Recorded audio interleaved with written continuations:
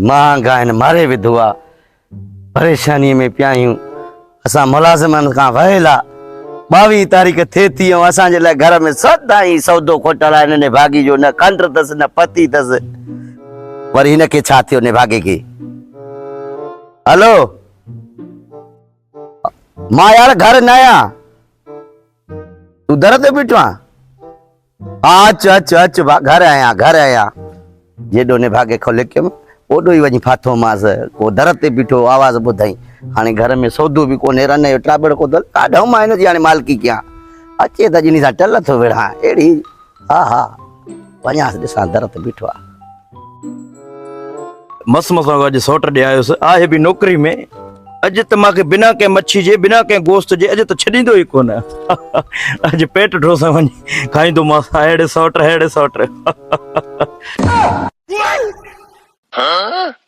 ओरे सौट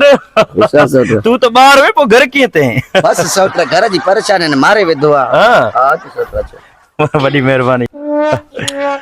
बियो ड्याल वाल सौट खैर खुशिया वे घर सफा मन कुछ लग पिया अल्लाह जी शुक्र खुश वे सब अल्लाह खैर करता खुश है बाजे काते हूं जे भागी अंदर कहीं कमकार में सुकल बियो खैर अल्लाह शुक्र अल्हम्दुलिल्लाह दयाल किए भला आज असा जो दर जो रुख कई वडो टाइम ते मजा सौट के भी कोन डिठो मजा सौट दे भी को चक्कर हणी अचा वडो सौट बियो केरा सौट अल्लाह जी खुश लगो सौट तुजी केड़ी खिदमत कयूं माशाल्लाह अवल त मके सुठी का चाय प्यार कुबे जी मशहूर चाय सलीम जी न सौट चाय न पी जाए चाय में तो दिसे तो केमिकल आ पत्ती में खीर में मिलावट ट्रेनी में फूड वाला आया यो खबर तई खीर में केमिकल पकतो चाय न बियो कुछ चवा तो पिया रे सौटरा मुझे सही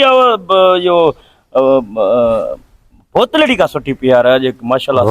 वाह रे सौटरा वाह ये बोतल में गैस वा ये कलंदर बस को बोतल पियंदो घणी मरी वयो मूसो बोतल पियंदो मरी वयो मा पांजे सौटर के नंढी उम्र में मरण न तो चाया सौटर न बोतल न पियारी न मेहरबानी सौटर मुझे ख्याल अथई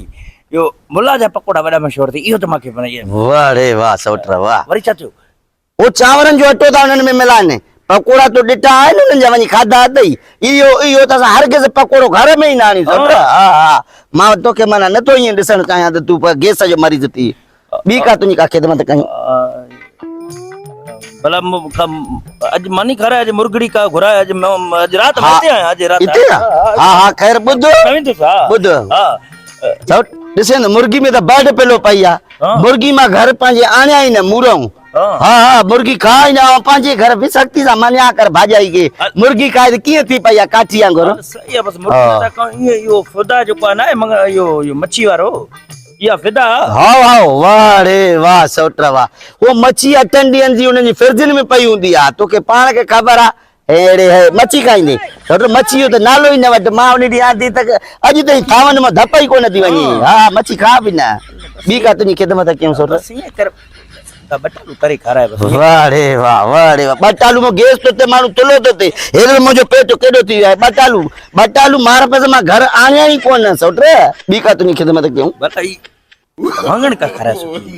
वाह रे सौटर वाह ये वांगण खाई तो मजो मोह कारो थी वियो आ ओ जी रंग जो कारो आ अंदर जो भी ये कारो आ वांगण तो मजे घर मूरो नानी दो या मा सौटर बी का तुनी खिदमत कयूं हां लगे तो सोटर के कारण ही ना सोटर पर इया कर दाल काडे सुठी काडे मरी दाल चना जी सोटर वाह दाल मरी जे किया कब्रिस्तान तो उछली ना हुआ त मा घर आया ही कोन बाकी मुंगन में तो मिलावट है अध को घणो जंतर ता वेजने बी का गाल कर सोटर छड बाबा नालो केड़ी दाल जो अती मन उसजो बी का गाल कर त तुनी खिदमत क्यों सोटर भला छडेस भला को पानी पियार रने फिर जी ए पानी यार बिने भागो ना सोटर पानी दे मल ना है सोटर काडे सोटर वे सौटर घर में तो होती छो खणिया मां के बुबू तमे मल पान के भी मल तू मेहमान नवाजी कई दुनिया डिटो हे न का हो न का